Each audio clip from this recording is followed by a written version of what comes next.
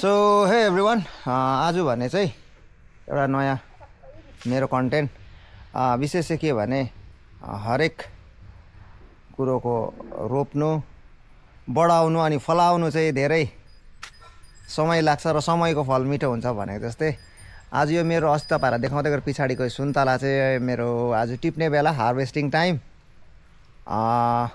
हुन चाहिँ मैले रोपेको होइन, आपाको टाइमदेखि नै यो त अलमोस्ट 20 वर्षहरू भएको यो रुखहरू एक दुईवटा छ। मैले रोपेकोले पनि फलेको छ, तर यो पालिदेखि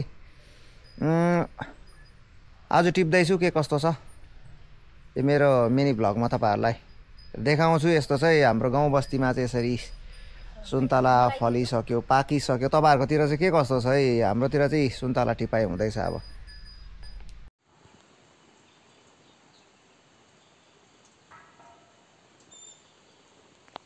अहिले चाहिँ सुन्तलाको रुखमा चढ्नुको निम्ति प्रिपेयर, एकदम रेडी, झोलासोला जुत्ता सुत्ता लगाएर।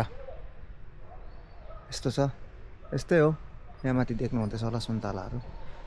क्यामेरामा त्यति क्लियर देखिँदैन, यस्तो छ। यस्तो प्रकारले फलिराखेको छ सुन्तलाहरू चाहिँ, धेरै छैन, अलिअलि छ।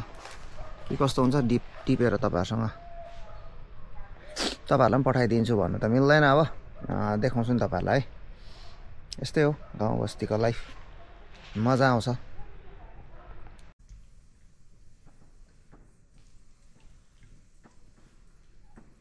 अघि त मल हालेको है यसो। मेरो फोन बज्दैछ अब। होस्, छोडिदेऊ यत्तिकै। सुन्तला यस्तो छ है, छान्दै टिपाइ हुँदैछ पाकेको।